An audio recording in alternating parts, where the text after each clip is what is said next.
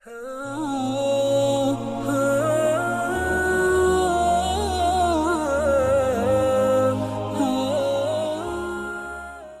کوئی پیر بھائی ہے تو پیر بھائی کی ملاقات کے لیے چلا جائے۔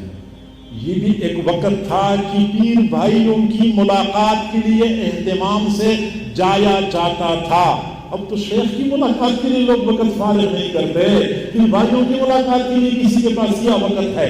حالانکہ پیر بھائیوں سے ملاقات کرنا، پیر بھائیوں کے ساتھ اللہ کی رضا کے لیے بیٹھنا یقیناً روحانی ترقی کے لیے مہم امر ہے۔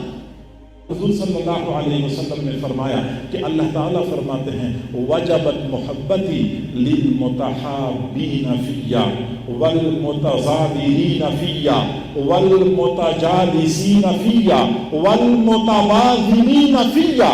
میری محبت لازم ہے، میری محبت واجب ہے ان لوگوں کے لیے جو میری رضا کے لیے ایک دوسرے سے محبت کرتے ہیں۔ پھر بھائیوں کے درمیان اگر محبت نہ ہو تو اجنبیوں سے ہمیں کیا محبت حاصل ہوگی؟ پھر بھائی ایک پیر سے فیض پانے والے، جس طرح ایک ماں کی گود میں پلنے والے بھائی ہوتے ہیں، آپس میں الفت اور محبت طبعی چیز ہے، اسی طرح ایک پیر کے سینے سے فیض پانے والے دو پیر بھائیوں کے درمیان طبعی طور پہ محبت ہونی چاہیے۔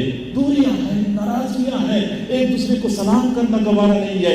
یہی وجہ ہے کہ پھر اللہ کی طرف سے بھی رحمتوں کے دروازے بند ہو جاتے ہیں۔ پیر بھائیوں کے ساتھ ملے کس لیے؟ اس لیے نہیں کہ مجھے پیر بھائی سے فیض ملے گا، نہیں، بلکہ پیر بھائی سے ملاقات اور محبت کے اظہار کی وجہ سے مجھے فیض ملے گا۔ شیخ سے فیض ملتا ہے، مشائخ جس طرح باپ خوش ہوتا ہے کہ میرے بیٹوں کے درمیان الفت اور محبت کی فضا ہے، شیخ خوش ہوتے ہیں کہ میرے مریدین کے درمیان، میرے خلفاء کے درمیان محبت اور محبت کی فضا قائم ہے۔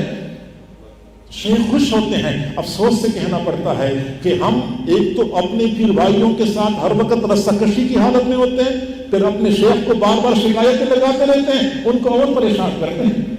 یعنی بہت عرصہ پہلے کی بات ہے، ہماری حضرت کی دامت برکاتہ کسی نے عرض کیا اپنے پیر بھائی کے بارے میں کوئی شکایت کی، حضرت نے فرمایا تھوڑا صبر کر لو، میری اوپر مٹی ڈال لو، پھر تم بے شک بات میں الجھتے رہو اور لڑتے رہو۔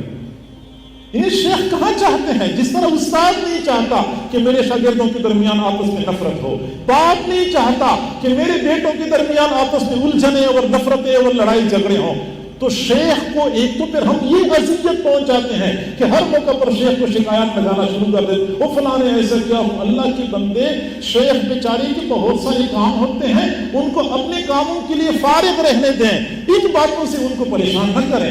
حضور صلی اللہ علیہ وسلم نے خاص طور پہ صحابہ کرام کو اس بات کی وصیت فرمائی تھی کہ لوگوں کی شکایات میرے سامنے نہ لایا کرو، لوگوں کی شکایات میرے سامنے نہ لایا کرو، میں چاہتا ہوں کہ میرا سینہ لوگوں کے لیے صاف ستھرا ہو، لوگوں کے لیے، کیونکہ اگر حضور صلی اللہ علیہ وسلم کے قلب مبارک میں کسی ایک صحابی کے لیے ایک بال کے برابر بھی رنجش پیدا ہو جاتی، شاید اس صحابی کا بڑا نقصان ہو جاتا۔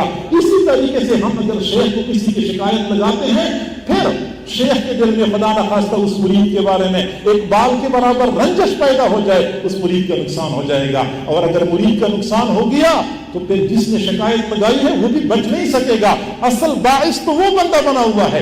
تو ایک تو آپس کی رسکشیاں، پھر اوپر سے شیخ کو شکایات لگا لگا کے شیخ کو اوپر سے اور پریشان کرتے ہیں۔ میرے بھائی یہ نہیں کرنا چاہیے، پھر بھائیوں کو آپس میں الفت اور محبت کی فضا قائم کرنی چاہیے۔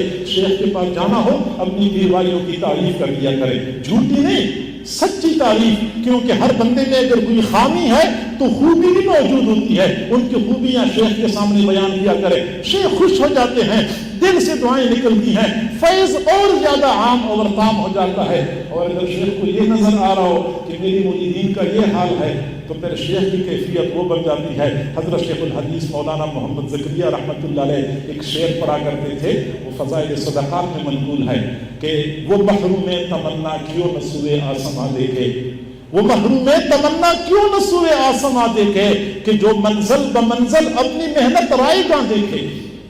تو تو لہٰذا پھر بھائیوں کو آپس میں الفت محبت کا مظاہرہ کرنا چاہیے، اس لیے نہیں کہ اس میں پھر بھائی کا فائدہ ہے، بلکہ میرا اپنا فائدہ ہے۔ میں چند قدم اگر چلا جاؤں پھر بھائی سے ملاقات کے لیے، وجبت محبتی للمتحابین فیہ، میری خاطر ایک دوسرے سے محبت کرنے والوں کے لیے میری محبت لازم ہے، والمتجالسین فیہ، میری خاطر ایک دوسرے کے ساتھ بیٹھنے والوں کے لیے محبت لازم ہے، والمتزاورین فیہ، میری خاطر ایک دوسرے کی زیارت کرنے والوں کے لیے محبت لازم ہے، میری محبت ان کو ملے گی، والمتبادلین فیہ، میری خاطر ایک دوسرے پر مال پیسہ خرچ کرنے والوں کے لیے میری محبت واجب ہے، میری محبت مل جائے گی۔ آپ نے کبھی دیکھا ہے زیرو بلب تو ایک چھوٹا سا ہوتا ہے، لیکن اگر کئی سارے زیرو بلب اکٹھے ہو جاتے ہیں تو کمرہ روشن ہو جاتا ہے۔ ٹھیک ہے میرے دل کی کیفیات اتنی اچھی نہیں ہے، میرے دوسری پیر بھائی کی کیفیات اتنی اچھی نہیں ہے، لیکن اگر بہت ساری پیر بھائی مل جائیں، یہ زیرو بلب بھی اگر ہم سینوں میں لیے پھیرتے ہیں، یہ اگر ہم اکٹھے کر لیں تو زیرو بلب کئی سارے ہو جائیں گے تو مجلس منور ہو جاتی ہے۔ آپ حضرات کو اچھی طرح پتا ہے کہ اجتماع قلوب کا زبردست عمل دخل ہوتا ہے فیض کے ملنے میں۔ محدثین کے ہاں بھی یہی طریقہ ہے، محدثین کے ہاں طریقہ یہی ہے کہ اگر ضعیف راوی ایک ہو اس کی حدیث قابل اعتماد نہیں ہوتی، لیکن اگر کئی سارے ضعیف راوی اکٹھے ہو جائیں تعدد طرق کی وجہ سے ضعیف راویوں کی روایت بھی قابل استدلال بن جاتی ہے۔ بالکل یہی مثال ہے کہ ضعیف مریدین اور پیر بھائی اگر اکٹھے ہو جائیں تو متعدد ہوتے ہیں تو اللہ کی طرف سے کچھ زیادہ ہی رحمت کا وجود ہوتا ہے۔ لیکن زمین کے اندر لوگ ہینڈ پمپ لگاتے ہیں تو لوگ ڈرتے ہیں کہ شاید 7 میں اور بندہ ہینڈ پمپ لگائے تو پانی کم ہو جائے گا، حالانکہ جہاں زیادہ لگے ہوتے ہیں تو زمین کے دور دراز کے اندر سے گہرائیوں سے بھی پانی اس طرف متوجہ ہو جاتا ہے جہاں سے پانی کا زیادہ خروج ہو، اتنا ہمارے لیے دشوار ہو جاتا ہے۔ عشاء کے فوراً بعد پھر آرام کرنا چاہیے، پھر اپنے شیخ سے رابطہ رکھے، اپنے شیخ کو اپنے اعمال اور کیفیات کے بارے میں بتانا ہوتا ہے۔ یہ رابطہ یہ صرف سال میں 3 دن اجتماع میں شرکت سے پورا نہیں ہوتا، یہ ضرورت پوری نہیں ہوتی، اور نہیں مہینے میں ایک مرتبہ بندہ آتا ہے شیخ کو سلام کر لیتا ہے کہ بس میں نے حق ادا کر دیا۔ رابطہ کسی اور چیز کا نام ہے۔ یا ایھا الذین آمنوا اتقوا اللہ وکونوا مع الصادقین، کونوا مع الصادقین، تم ہو جاؤ صادقین کے ساتھ، ہو جاؤ۔ یہ نہیں فرمایا کہ صادقین کے اجتماع میں، صادقین کے اجتماع میں شریک ہو جاؤ، یہ نہیں فرمایا کہ صادقین کے ہاتھ پہ بیعت کرو تو کام بن جائے گا، یہ نہیں فرمایا کہ صادقین کے بیان میں آ جاؤ تو کام بن جائے گا۔ کونوا مع الصادقین یہ فرمایا ہے۔ علامہ علوسی رحمۃ اللہ علیہ فرماتے ہیں خالطوہم لتکونوا مثلہم، ان کے ساتھ اتنا اختلاط اختیار کر لو، یہاں تک لام عاقبت کے لیے ہے، لتکونوا مثلہم، یہاں تک کہ تم ان کی طرح ہو جاؤ، ان کی اتنا اپنے شیخ کے ساتھ لازم رہو۔ محدثین کی دنیا میں یہی اصول ہے،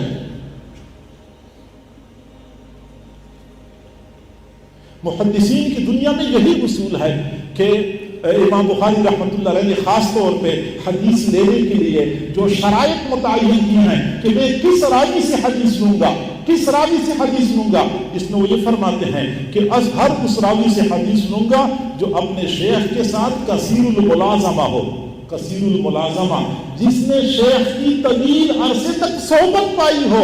محدثین بھی اس چیز کا اہتمام کرتے ہیں، ہمیں بھی چاہیے کہ شیخ کے ساتھ زیادہ رابطہ رکھیں۔ اچھا، کونوا مع الصادقین، کبھی تو یہ معیت حصی ہوتی ہے، جیسے کہ اس وقت آپ حضرات موجود ہیں، حضرت کی موجودگی میں آپ لوگ شیخ کی معیت میں ہوتے ہیں، یہ معیت حصی ہوتی ہے۔ ایک معیت معنوی ہوتی ہے، معیت حصی تو نہیں ہوتی، بندہ اپنے گھر میں ہوتا ہے لیکن شیخ کے ساتھ ہوتا ہے۔ شیخ کے ساتھ کیسے ہوتا ہے کہ بندہ قلبی طور پہ شیخ کے ساتھ ہر وقت جڑا ہوتا ہے۔ یہ رابطہ قلبی حقیقت میں معیت کا قائم مقام ہے، معیت اور صحبت کا بدل اور نعم البدل ہے۔ موبائل تو ماشاءاللہ سارے لوگ استعمال کرتے ہوں گے۔ موبائل میں کیا اصول ہوتا ہے کہ بندہ کسی سے کوئی بات کر رہا ہے، یا بندہ اس پہ نعت سن رہا ہے، یا بندہ اس پہ تقریر سن رہا ہے، اس کی سگنل اس ٹاور کے ساتھ اس کا رابطہ ہر وقت لگا رہتا ہے۔ وہ بے شک موبائل آپ کو کچھ دکھا رہا ہے، آپ اس پہ واٹس ایپ پہ کچھ دیکھ رہے ہیں، ای میل دیکھ رہے ہیں، لیکن اس کا ٹاور کے ساتھ اسی طرح رابطہ جڑا ہوتا ہے، سگنل مسلسل آ رہے ہوتے ہیں۔ تو جس طرح ایک موبائل ہر وقت ٹاور کے ساتھ جڑا ہوتا ہے، ایک سالک کا دل ہر وقت اپنے شیخ کے ساتھ جڑا ہوا ہونا چاہیے۔ اگر یہ کیفیت ہمیں حاصل ہو گئی تو پھر یہ معیت ہے، پھر ہم 1000 میل دور ہوں یا 10,000 میل دور ہوں، پھر فیض کے حصول میں کوئی چیز مانع نہیں ہے۔ لہذا اب یہ موبائل عجیب چیز ہے، یقیناً نقصانات بے شمار ہیں، لیکن کچھ باتیں سمجھانے کے لیے بہت مناسب ہے کہ اگر ٹاور کے پاس بندہ موبائل لے کے جاتا ہے، موبائل ہمیشہ کے لیے اس ٹاور سے سگنل کیچ کرتا ہے جو ٹاور اس کا اپنا ہوتا ہے، کسی اور ٹاور سے سگنل کیچ نہیں کرتا۔